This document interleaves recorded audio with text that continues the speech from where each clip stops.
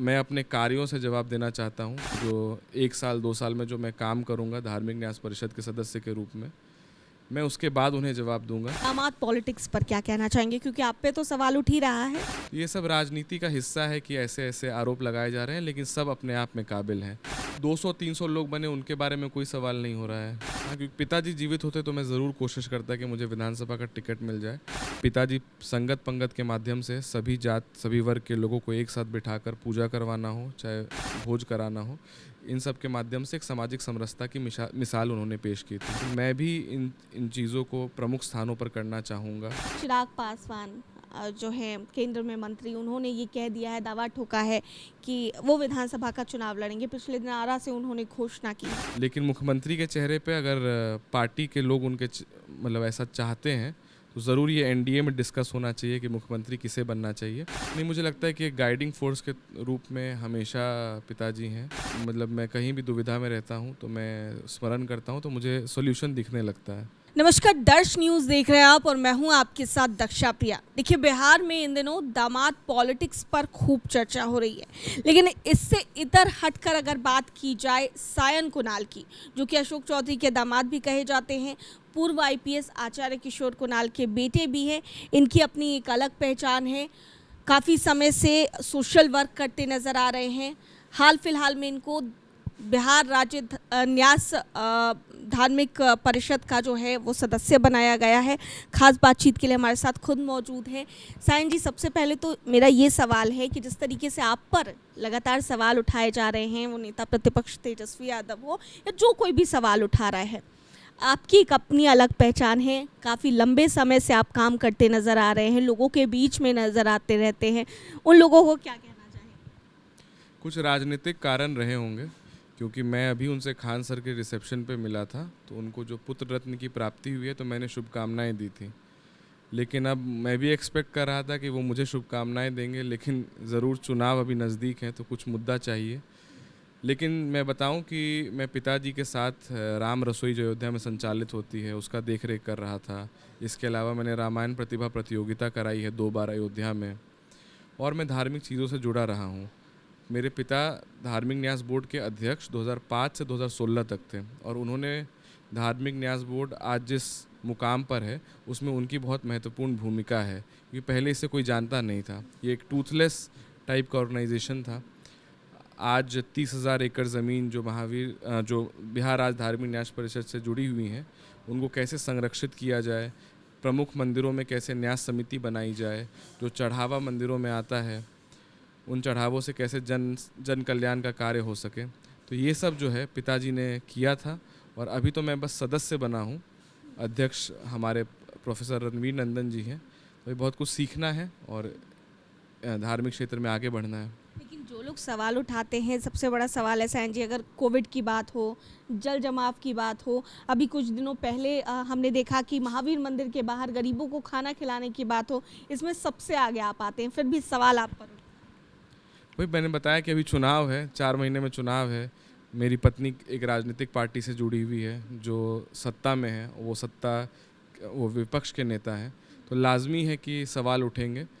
लेकिन मैं अपने कार्यों से जवाब देना चाहता हूँ। मैं जो 1 साल 2 साल में जो मैं काम करूँगा धार्मिक न्यास परिषद के सदस्य के रूप में, मैं उसके बाद उन्हें जवाब दूँगा कि मैंने बतौर सदस्य क्या क्या काम किए, क्योंकि अभी बहुत कार्य जो है वो होने बाकी हैं। पिताजी का अधूरा सपना था विराट रामायण मंदिर, उसमें इसी वर्ष विश्व का सबसे बड़ा शिवलिंग लगने वाला है। इसके अलावा जो महावीर मंदिर द्वारा संचालित महावीर कैंसर अस्पताल है, उसके बगल में बाल कैंसर अस्पताल, इंडिया का पहला बाल कैंसर अस्पताल बनने जा रहा है। तो इन चीज़ों से मैं जो कार्य मेरे होंगे उनसे मैं सबको जवाब दूंगा।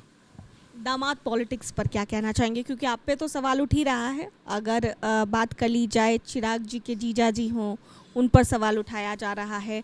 जीतन राम मांझी जी केंद्रीय मंत्री हैं, उनके जीजा जी हों, उन पर सवाल उठाया जा रहा है। तो कहा जा रहा है कि एनडीए मतलब नेशनल दामाद आयोग। नहीं, बिल्कुल, जैसे कि मृणाल जी हैं, वो काफ़ी दिनों से राजनीति से जुड़े रहे हैं। उन्होंने 3 बार विधानसभा का भी चुनाव लड़ा है और सफलता नहीं मिल पाई, लेकिन उनका एक कनेक्ट जो लोगों में है वो काफ़ी मजबूत है। मैं जब भी उनसे मिला हूँ तो मैं देखता हूँ कि वो लोगों से बहुत अच्छे से बात करते हैं, बहुत अच्छे इंसान हैं। तो इतने लंबे संघर्ष के बाद अगर उन्हें कुछ बनाया गया है तो वो साधुवाद के पात्र हैं। मांझी जी के जो दामाद हैं वो मुसहर समाज से आने वाले हैं और पहले इंजीनियर हैं अपने कम्युनिटी के। कितनी गर्व की बात है कि उस कम्युनिटी से निकल कर वो यहाँ तक इस मुकाम तक पहुँचे। तो ये सब राजनीति का हिस्सा है कि ऐसे ऐसे आरोप लगाए जा रहे हैं, लेकिन सब अपने आप में काबिल हैं। दीपक कुमार जी पर भी सवाल, उनकी पत्नी पर भी सवाल उठाया गया। वो खुद इग्नू में प्रोफेसर रही हैं, तो एक महिला आयोग का सदस्य उनके लिए बहुत बड़ी बात तो नहीं है, क्योंकि वो इग्नू में इतने साल से प्रोफेसर रहीं, डबल MA हैं। लेकिन अब 200-300 लोग बने, उनके बारे में कोई सवाल नहीं हो रहा है। कल ही आपने देखा होगा नागरिक परिषद का गठन किया गया, 31 लोग उसमें हैं, तो उसमें सब राजनीतिक कार्यकर्ता हैं, लेकिन 300 में केवल 4 लोग को पिन पॉइंट करके जो परेशान करने के नियत से ऐसा किया जा रहा है, तो ये दुर्भाग्यपूर्ण है। जी, आप लोगों की बात हो, इसी बात पर आते हैं कि आप लोगों की बात हो या कल नागरिक परिषद का जो लेटर जारी किया गया उसकी बात हो। अब ये भी सवाल उठ रहे हैं कि जिन लोगों को विधानसभा चुनाव जो आने वाले हैं उसमें टिकट नहीं देना है, तो पहले से ही उन लोगों को सेट कर दिया जा रहा है कि आप भी खुश रहिए, टिकट भी आपको नहीं देना पड़ेगा, कहीं ना कहीं आपको सेट कर। मैं तो अभी किसी राजनीतिक पार्टी से जुड़ा हुआ नहीं हूँ, तो मैं बहुत बेहतर इस पे जवाब देने के लिए मैं सक्षम नहीं हूँ। लेकिन आयोग है, आयोग को अच्छे सुचारू ढंग से चलाना है, ये भी बहुत महत्वपूर्ण जिम्मेदारी है। और अगर चुनाव लड़ने की बात, इन बाकी चीज़ों में बाकी लोगों को अगर चुनाव लड़ना होगा तो वो लोग अपनी पार्टी में दरख्वास्त देंगे। मुझे इसके बारे में बहुत जानकारी नहीं है। अच्छा सायन, आपकी बात करते हैं, बिहार विधानसभा का चुनाव आने वाला है, क्योंकि हमने देखा जिस तरीके से लोकसभा चुनाव के दौरान आप लगातार लगे हुए थे। आपकी पत्नी शांभवी चौधरी समस्तीपुर से सांसद हैं, उनके लिए आप जगह जगह पर कैंपेनिंग कर रहे थे, डोर टू डोर जा रहे थे, या जितने भी अरेंजमेंट्स हो वो कर रहे थे, और सभी लोगों ने कहा कि सायन की एक मुख्य भूमिका जो है वो रही है। शांभवी चौधरी अगर जीत कर आई हैं समस्तीपुर लोकसभा क्षेत्र, तो ऐसे में हम लोग क्या एक्सपेक्ट करें कि सायन बिहार विधानसभा का चुनाव भी लड़ सकते हैं, क्योंकि आप पे पहले से ही कई सारी जिम्मेदारियां। हाँ, क्योंकि पिताजी जीवित होते तो मैं ज़रूर कोशिश करता कि मुझे विधानसभा का टिकट मिल जाए, लेकिन जब वो अब नहीं हैं तो जिम्मेदारियां बढ़ गई हैं। तो मुझे लगता है कि मैं न्याय नहीं कर पाऊँगा अपने कॉन्स्टिट्यूएंट्स के साथ अगर मैं कहीं से चुनाव लड़ता हूँ। तो अभी जो मेरे परिवार वालों ने जो डिसाइड किया है कि इस वर्ष विधानसभा चुनाव नहीं लड़ना है, तो अभी तो नहीं लड़ने का कुछ। साफ कह रहे कि अभी चुनाव नहीं लड़ना, अभी की परिस्थिति में नहीं लड़ना है। और बिहार राज्य न्यास परिषद का आपको सदस्य बनाया गया है, लोगों के लिए और क्या क्या करेंगे, और आने वाले समय में क्या क्या आपके अपकमिंग जो चीज़ें हैं उन पर काम करेंगे? मंदिर के माध्यम से कैसे जो सामाजिक भेदभाव है, जो जात पात का जो हम लोग के यहाँ जो छुआछूत की जो समस्या रही है, पिताजी संगत पंगत के माध्यम से सभी जात सभी वर्ग के लोगों को एक साथ बिठाकर पूजा करवाना हो, चाहे भोज कराना हो, इन सब के माध्यम से एक सामाजिक समरसता की मिसाल उन्होंने पेश की थी। तो मैं भी इन चीज़ों को प्रमुख स्थानों पर करना चाहूँगा। इसके अलावा जो न्यास समितियों का गठन होता है विभिन्न मंदिरों में, उसमें अच्छे अच्छे लोग चुन के आए जो मंदिर के विकास के लिए कुछ योगदान दे सकें। तो ये प्राथमिकताएं हैं मेरी। अगर बात की जाए विधानसभा चुनाव की, चिराग पासवान जो है केंद्र में मंत्री, उन्होंने ये कह दिया है, दावा ठोका है कि वो विधानसभा का चुनाव लड़ेंगे। पिछले दिन आरा से उन्होंने घोषणा की है। ऐसे में आप भी उनके करीबी में से माने जाते हैं, काफ़ी पहले से ही, वो काफ़ी समय से आप करीबी माने जाते हैं। तो ऐसे में आप क्या चाहते हैं, विधानसभा चुनाव लड़ें? उनके पार्टी के क्योंकि नेता कहते नजर आ रहे हैं कि वो चिराग पासवान को CM के तौर पर देखना चाहते हैं, आप क्या चाहते हैं सायन? 2014 से लेकर 2025 तक 11 साल का अनुभव है उनको संसदीय जीवन में। इसके अलावा 1 वर्ष से उन्होंने जो फूड प्रोसेसिंग इंडस्ट्री को जो उन्होंने रिवैम्प किया है, तो उनका एक्सपीरियंस काफ़ी बढ़ चुका है।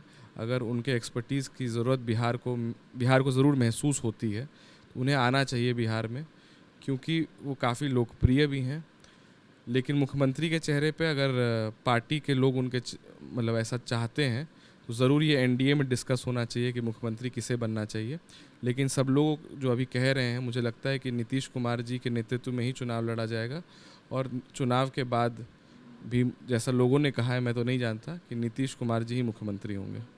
अच्छा, मेरा एक सवाल है, अब आपके पिता नहीं है, सारी जिम्मेदारी अब आप संभाल रहे हैं, क्योंकि उस समय के बाद मुझे लगता है कि पहली बार आपसे बातचीत हो रही है, सारी जिम्मेदारी संभाल रहे हैं, अब अकेले सब कुछ देखना पड़ रहा है, कैसा लग रहा है ये?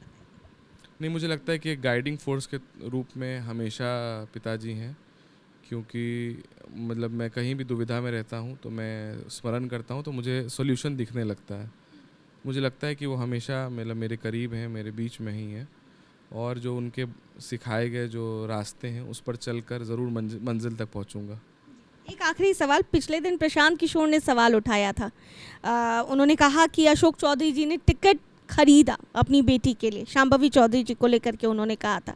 इसको किस तरीके से देख रहे हैं आप? मैं प्रशांत किशोर पर टिप्पणी करना मैं उचित नहीं समझता हूँ। ना किसी सदन के सदस्य हैं, खुद बोलते हैं नेपोटिज़म पर, और जहाँ जहाँ प्रचार करके आते हैं वहाँ नेपोटिज़म की ही सरकार बनवाते हैं। तमिलनाडु गए तो करुणानिधि के पुत्र स्टालिन को मुख्यमंत्री बनवाया, उदयनिधि स्टालिन जो उनके बेटे हैं उनको उप मुख्यमंत्री बनवाया। बंगाल गए तो ममता बनर्जी, अभिषेक बनर्जी जो उनके भतीजे हैं उनके नेतृत्व में काम किया। KTR KCR का प्रचार करते हैं, पिता पुत्र जो CM थे, एक मिनिस्टर थे। तो नेपोटिज़म की बातें जो है ना उनसे शोभा नहीं देती। और जहाँ तक रही पैसे की बात, तो वो एक लाइन में कहते हैं कि टिकट खरीदा गया, लेकिन टिकट बेचने पे कुछ नहीं बोलते हैं। वो एक पर्सनल आरोप लगाते हैं जिनसे उनको पसंद नहीं आता है उस पर वो आरोप लगाते हैं। उनमें कोई दम नहीं है। 4 महीने बाद उन पर बात करेंगे। लेकिन वो तो ये कहते नज़र आए ना कि हम सुप्रीम कोर्ट भी जाएंगे अगर ज़रूरत पड़ी तो, क्योंकि हमने सही बात कही है, उन्होंने चिराग पासवान से टिकट लिया है, तो सुप्रीम कोर्ट जाने की भी बात ये कहते हैं। तो हम लोग तो केस तो हम ही लोग किए हैं, तो वो तो केस किए नहीं, केस तो हम ही लोग किए हैं। हाई कोर्ट आएगा, फिर सुप्रीम कोर्ट आएगा, जहाँ तक होगा लड़ा जाएगा। चलिए, बहुत बहुत शुक्रिया सायन, थैंक यू। हमसे बातचीत के लिए। तो देखिए, हमारे साथ सायन कुणाल थे। क्या कुछ कहते नजर आए हैं तमाम आरोपों पर और तमाम राजनीतिक मसलों पर। चुनाव लड़ने की तैयारी है या नहीं, उन्होंने साफ कह दिया है कि इस साल चुनाव नहीं लड़ना है, लेकिन तमाम और भी जो बड़ी जिम्मेदारियां हैं वो फिलहाल इनके सर पर है, और किस तरीके से अपनी जिम्मेदारियों का निर्वहन करेंगे ये साफ तौर से बता रहे थे। कैमरा पर्सन शशि के साथ मैं दक्षा प्रिया, दर्श न्यूज़, पटना।